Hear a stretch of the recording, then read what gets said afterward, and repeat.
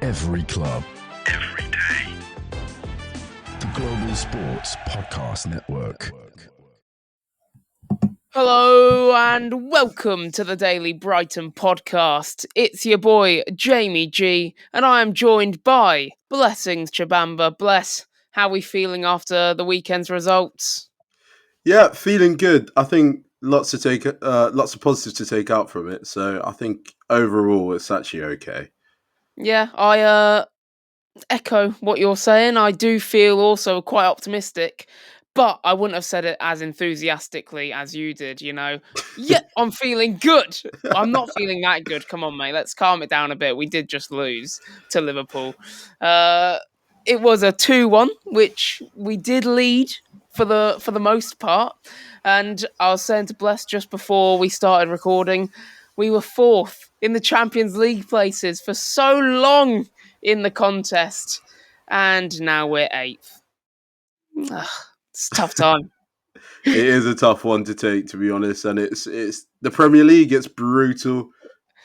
It is, and Liverpool are actually the epitome of, like, if you are just off it a little bit, or like just a couple of minutes, they can change it around so Yeah. quickly. And that's exactly what we kind of saw and experienced firsthand. They scored 2 goals within 3 minutes after us basically dominating the whole first half and then coming out the gates defending really well for the first part of the second half, and then those 2 goals just kind of killed it for us. But there were a lot of positives to take out of the performance, but it was very much a game of 2 halves, wasn't it, Bless? Yeah, definitely. I think looking at the game in that first half, it was all about whether or not Brighton can take their chances in that first half, because you knew if Liverpool go in at half time, they're not going to come out the same team. And to be fair, I don't think a lot changed, but again, they have got superstars who can just, change a football match. Yeah, we will actually, because it was a game of 2 halves, we're going to spend the first segment talking about all the Brighton goal and the Brighton missed chances as well, and basically just how we played so well in that first half. And then in the second segment, that's when our listeners can probably tune out, because that's when we're talking about Liverpool and what they did to come out the break much better side, to be honest. And then the third segment, we'll wrap it up and find the positives, so then they can come back. They can skip the whole second segment, to be fair. But we'll start off with that banger of a goal by Cadioglu. God, bless. Talk me through it. What happened? I think the move was about 22 passes or something like that to start off with. And yeah, it just epitomises what Hertz is doing, I think. Ball's gone out to Mitoma, who's whipped it in. That guy, the king, has got a toe on it. I reckon he meant it, to be honest. It looks quite flaky, but I'm going to go that he meant it. We'll say that. And what a strike that was. I mean, to beat a keeper of Alisson's calibre. Oh, it wasn't Alisson, it was Kelleher, who's still a very good keeper, by the way. Exactly. But to beat him from there and that angle, yeah, it had to be a good strike. Yeah, off the post and in. That's exactly what you want to see. Drilled low, just slightly above like the ground, so but just drilled, power drived straight onto the post and in. And what I liked, you mentioned it was a 22 pass move. There was such patience in the build up. That's what I liked so much. You could see them trying to find the passes through.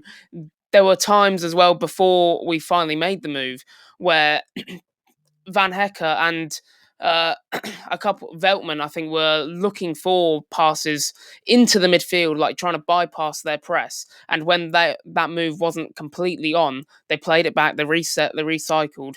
But it all came from Cadioglu picking up that space in the middle, picking up and then spreading the play. The spreading of the play is what I like the most. They were very patient in just spreading and switching it around, and started with one winger, ended up with the other winger, and that's perfect Hertz the ball. We are here to see it. Yeah, no, we love to see it. And also a big shout out to big man Bart in goal, because I thought he was excellent on the ball. And you can't play that if your keeper can't do it. And I thought he was quality, to be honest. Yeah, 100%.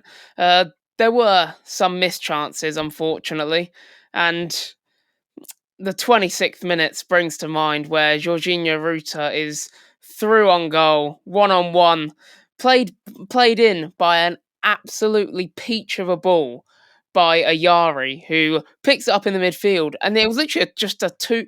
We've spoke about the patience of the actual goal, but this move was 4 passes, and we're through on goal, and it all came from the quality of Ayari's ball in behind Van Dijk, somewhere in a space where he couldn't intercept it, couldn't cut it out, and it landed straight to Ruta. Does he need to be doing better there? Yeah, I think what a chance. And like I said at the top of the show, I think that first half we really, really needed to put Liverpool on the sword because we were dominant, and that was the best chance I thought we had to do so. I don't know what it was. He just didn't look confident once he got there. I think the presence of Van Dijk as well, just breathing down his neck. It was tough, but yeah, that one a really nice move again. We've cut them apart through midfield. A beautiful pass through. Should have been 2-0. Should have been. I that was where I had my head in my hands and thinking this could be the moment that cost us. Imagine going 2-0 up against Liverpool, like in the first 25 minutes, 26 minutes, or whatever it was.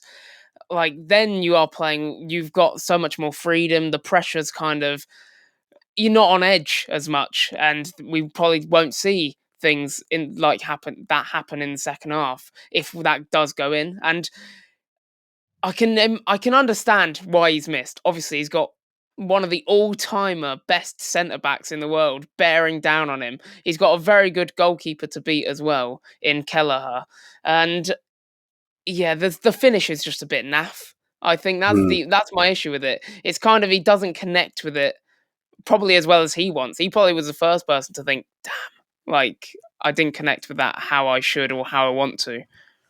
Yeah, I'll totally agree with that. And I think Brighton earned the right to play from the back, and Liverpool actually started respecting that and not pressing as aggressively at some points in that first half. And if that second goal goes in, Liverpool are really in big trouble because if they do press even more, again, that just creates more chances going forward because Brighton have proven on numerous occasions that they could break that press. So yeah, that would have been a really important goal. So I totally agree with you. Yeah, they broke the press just by, like you mentioned it earlier about Verbruggen being actually good on the ball, like looking really comfortable today or yesterday, and it started with him just being comfortable, playing it to Van Hecke, then a lovely bit of side movement from Ayari, who found that little space, and it was Van Hecke's pass that just past 3 of them. 3 of them went to rush him, and he just played it straight to Ayari into midfield. And that is just how easily it was to open them up. And on that, the Brighton players, like the defensive midfield, just playing out from the back. I know we've said it so much already, but that was different gravy. I don't think I've seen quality like that all season. Yeah, and I think we need to maybe take a step back and maybe apologise to Jack Hinshelwood because I think in that hostile environment at Anfield, to be receiving the ball in a half turn and just different angles around the edge of the box from passes from your keeper, that is difficult, especially with the way Liverpool play and the players have got in terms of pressing. He really held himself. So, I remember you messaging me saying you're not really sure about the midfield, Yeah. but I thought they did excellent in that first half. They did so well, and I'm glad you shouted out Jack Hinshelwood because I want to shout out the other centre mid because I looked at that lineup and I thought, "What's he doing? I'm not happy with this." Belieber on the bench. This guy is brave, but I called it from the start of the season when I watched that first performance. I was like, Ayari might actually have something here because I didn't watch a lot of him at Blackburn and Coventry. I think he was at Yeah, I before think it or was last Cov. season, and when I watched him in the preseason, I was like, this is a player here. And then I watched him first game of the season when he came on and got that goal disallowed. I was like, he's actually been unbelievable. And he deserved that goal in the first game to actually take him off. And then yesterday, I was so impressed. And I got a little pat on the back moment because I was thinking, Yeah, I know my stuff. I mean, you got it totally wrong about Jack Hinchelwood, though. Yeah, we'll forget that one, and we'll just focus on Ayari. I was right about him. There was one final chance that the listeners will probably hate me if I don't bring up, and this is one that was much more difficult than the Ruta chance, and it was the Cadioglu on the volley, where the ball's whipped in, or like lofted in more so, by Mitoma. And yet again, the spreading of the play, like I was on about earlier, coming to fruition, where Mitoma just lofts it to the back post, and Mitoma's there to finish. I think they were quite harsh on commentary, or whatever commentary I was listening to, saying he has to finish it. It was a difficult chance, but what do you feel, Bless? Does he have to finish it? It's a tough one because it does come obviously on the volley, and I think it bounces before as well. So it's a tough one to sort of get your knee over it. If we're going to talk about the technical terms, your knee over it to keep it low. But one thing I would say, he is quite close to goal. So it's like you don't necessarily have to try and smash it. Look at me trying to give a Premier League player advice. You don't necessarily have to smash it, I don't think. And yeah, he's just got it all wrong there. I think it would be harsh to say he has to score, but I'd like my wingers to be a little bit more clinical and take chances like that. Yeah, this might be where it's actually, because I thought he was very good all game, but he is a fullback, so I Yeah. think that's where that's kind of, maybe he's not used to. Although he is actually just very technically good and played, I think, left and right mid for Fenerbahce and maybe Turkey a couple times, but I think a diving header could have even been an option there. Like, he was quite close to goal, like you say. Maybe if he's just running at it and just proper doing the action now, guys, if you're listening, going full pelt in. That's how he probably should have scored. And I'm basically just copying Alan Shearer when I say that, because I was watching Match of the Day and that's what he suggested. So I was like, I'll rob that for the podcast and make myself look like a genius. Well, you haven't now because you've told us that it's all lies Yeah. and you just copied Alan Shearer. Guys, I'm not a goal scorer. Forgive me. But on that note, we're going to take a short break while we think about what went wrong with that second half. See you after the break. Here at the Global Sports Podcast Network, we spent a lot of time selecting our delivery platform. Zencastr came out the clear winner. With 4K video recording from your phone and AI editing that automatically removes all those ums and ahs, it's super easy to start a podcast that sounds great and is delivered efficiently. If you're ready to tell your story, check out the link in the show description to learn more about Zencastr. And we are back with the Daily Brighton podcast. You're listening to Bless and Jamie analyse and dissect the Liverpool vs Brighton 2-1 loss. Bless, we spoke about so highly of praise with how good we were in that first half. What happened in the second half and why did we kind of sit off them? So my assessment is that in that first half, we were very successful because we were pressing so well and so high. And, the energy levels were there in the first half and we made it really difficult for Liverpool to get into any sort of rhythm, especially in midfield. Like all the all the chances they got down were sort of from second balls or anything like that. They couldn't really build forward. And I think that takes a lot of energy. So in that second half, I was hoping that Brighton might come out and sort of pick and choose when they're going to press. But I think, they just got a little bit tired, to be honest, at the end of the day. That's a long-winded answer to basically say they got tired. Yeah, I couldn't agree more. I think that was so noticeable. I think the intensity dropped massively.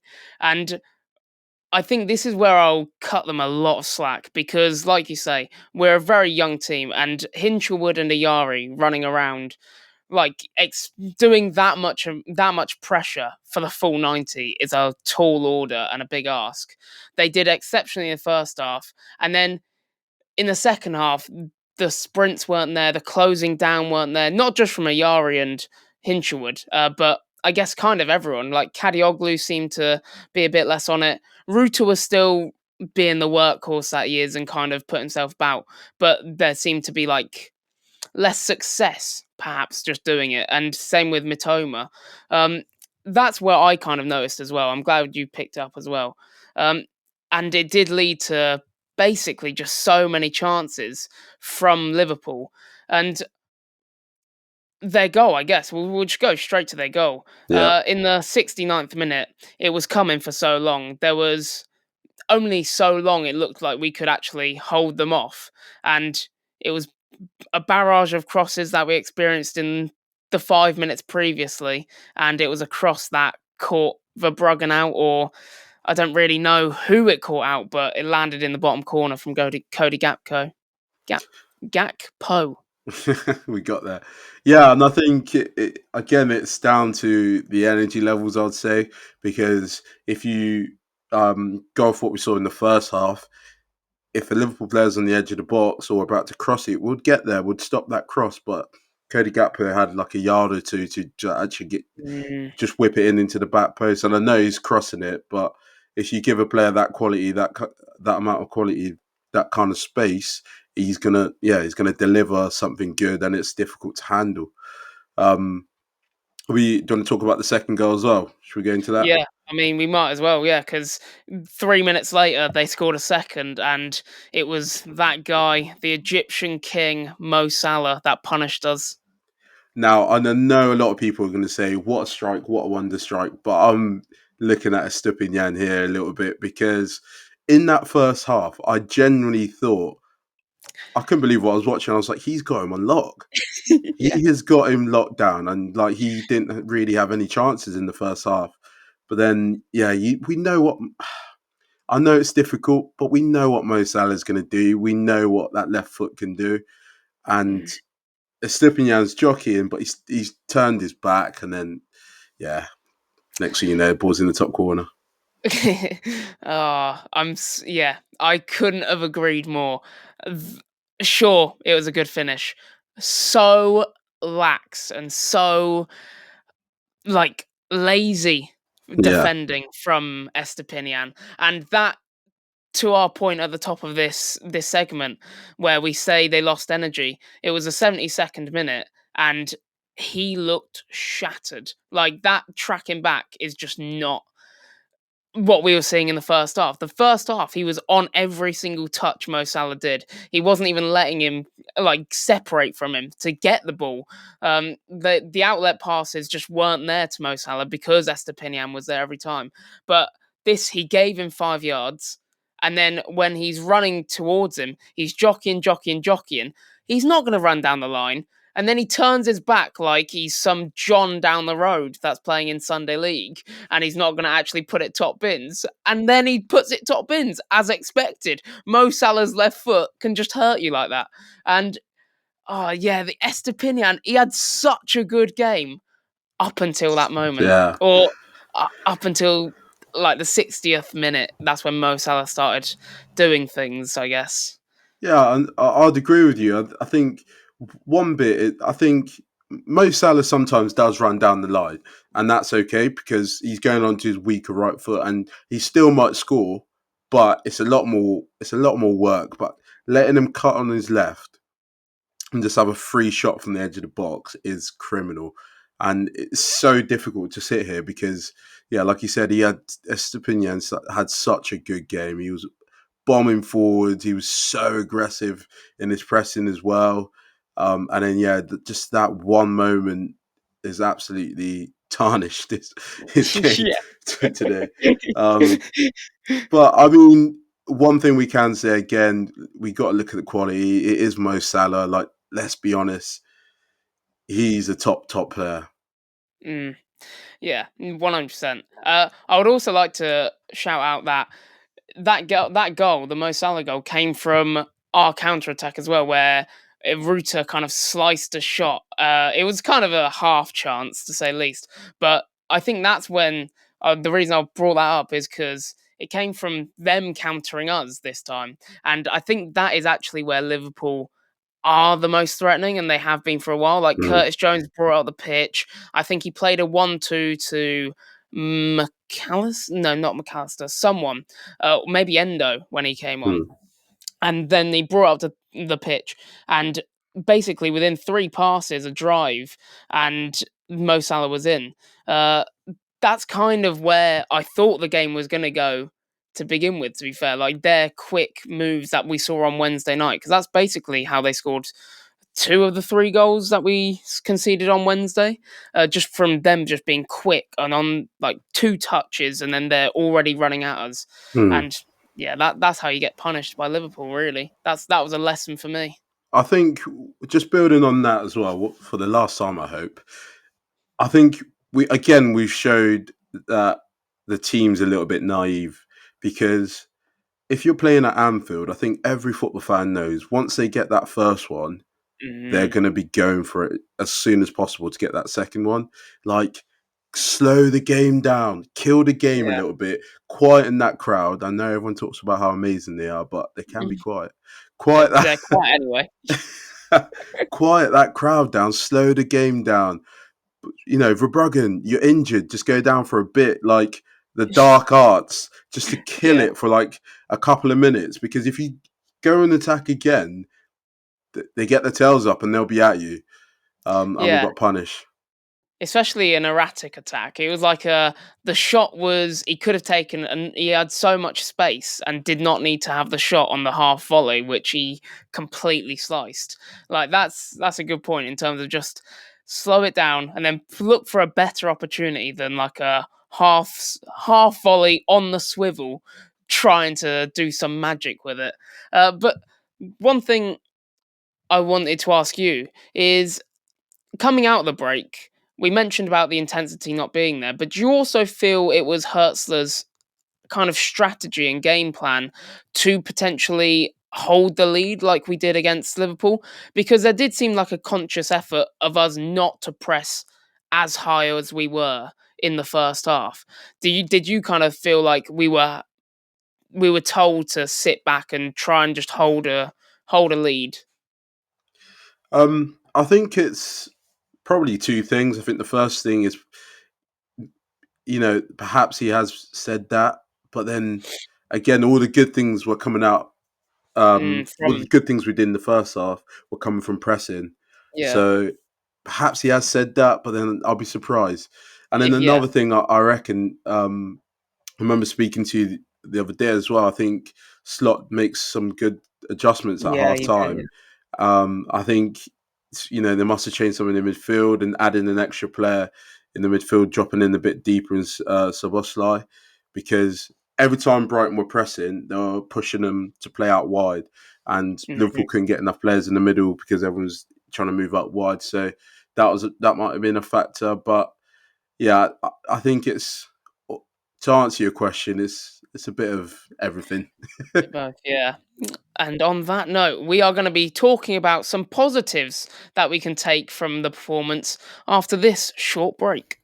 This podcast is part of the Global Sports Podcast Network, the only network bringing you exclusive daily news and views on your Premier League team, the Premier League, women's football, and fantasy football. A unique listening experience that puts fans first, bringing you the very latest breaking news from your team. Subscribe wherever you get your podcasts and make us your first listen every day. Global Sports Podcast Network. Every club, every day. And we are back with a daily Brighton podcast, still reviewing the Liverpool vs Brighton game on Saturday.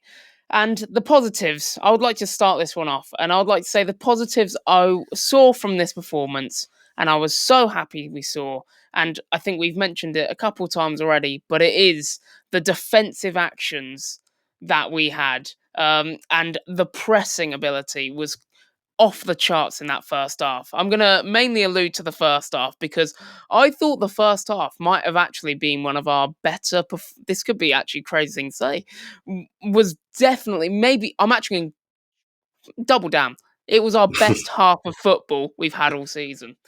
Although it was only 1-0, I think it could have been 3. and we were just not giving them any room. Every second ball we were on, every loose pass or bad touch that they did, we were on again. Like the amount of times we tackled them, they weren't able to. I think their pass success rate in the first half was 80%, which for Liverpool, a top 3 team in the league, is crazy. And we did that to them. A team full of youngsters and inexperienced men, youthful exuberance, just on them, hounding them like dogs. And that was my highlight of the game. Yeah, I totally agree with that. I think in that first half, we can take so many positives away from it because we played out from the back and break their press, and we pressed well, and they struggled to sort of get through. So that's literally what you want to see. My only issue is like we've gone to Anfield and we've dominated in that first half. Like we need to be able to build on that and not drop points, silly points in the next coming games. And I think it's City at home next, so we'll allow that one. We'll allow that one. But whoever we've got next, and on paper it looks like it should be a win. It's a win. Let's actually make sure that's a win, and not drop silly points that we've done at against Wolves. And I know Nottingham Forest are decent now, but if we can match that kind of performance level for 45 minutes against some of the other teams, I think we've won the game. Because you're talking about Liverpool's best defence in the league. They're at home at Anfield, which is a hostile environment anyway. And the boys have managed to actually find the composure to play. And, going forward, they were smart in their pressing as well. It's got to continue. Yeah. And that's actually the second point I wanted to bring up in terms of one of the things I was most impressed by was their ability and their comfortability, whatever the word is, to play out from the back. And we mentioned it earlier. There were so many occasions where we broke their press, like they weren't Liverpool and they were instead Manchester United, who are notoriously bad at pressing. But this was Liverpool, a team under Jurgen Klopp that invented this Gengham press that were renowned for pressing, and we dismantled their press every single time they attacked us or approached us or tried pressing us. It went past them and we barely lost the ball in that first half.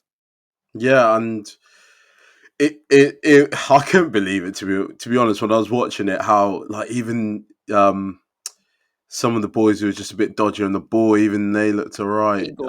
Eagle, Name yeah, no name. I didn't want to name drop Eagle because I think he's been in good form recently. But yeah, essentially Eagle, he looked alright on the ball as well, and like even when it was dodgy, sometimes where the first pass out is a little bit dodgy, it's a bad touch, and normally the team panics and it's hoofed up, but they're still trying to play, and I don't have a problem with that, to be honest. Although we have to accept it will mess up at some point, but I really don't have a problem with that because the way once the press is breaking, the way they can play in midfield and get it to the quick wingers, it's the best way to play. It's the smartest. Yeah, 100%. For our final note, Bless, and for those listening at home, I've got a question for you. Should we be pleased with this performance, or should we feel hard done by, and like this morning, coming out on Monday morning, is going to be a bad day at the office where people are going to mock us? Do you know what? I think we should be really happy with the performance. Obviously, the result is disappointing, but overall, the performance is not bad. And in a lot of the numbers and the metrics and the stats, if you want to go into that, we do match them quite closely. I think they just edged it because they've got quality up front. I think our main concern should be we need to be able to replicate it because we can do it. We've just done it at Anfield. We need to replicate it as much as possible. Yeah, and we will go into those stats to end it off. We had 51% possession. We had 13 shots to their 16. We had a better pass accuracy, like we were talking about, nearly 90%. And yeah, I think we had slightly less corners. What was the XG? The XG is 1 XG to their 1.65, but that's if you watch the game, it's probably not that bad. I mean, one of their goals was from a bloody corner, so not a corner, a cross. So how's that a goal? But yeah, so I agree with you. That was a positive performance, and I think we should take a lot of light from it. And on that note, on that bombshell, we will leave you to tomorrow, where we will speak about this all over again, but in more depth. Thanks, guys, for listening. I've been Jamie G. That's been Blessing Chabamba, and see you next time. Every club, every day. The Global Sports Podcast Network.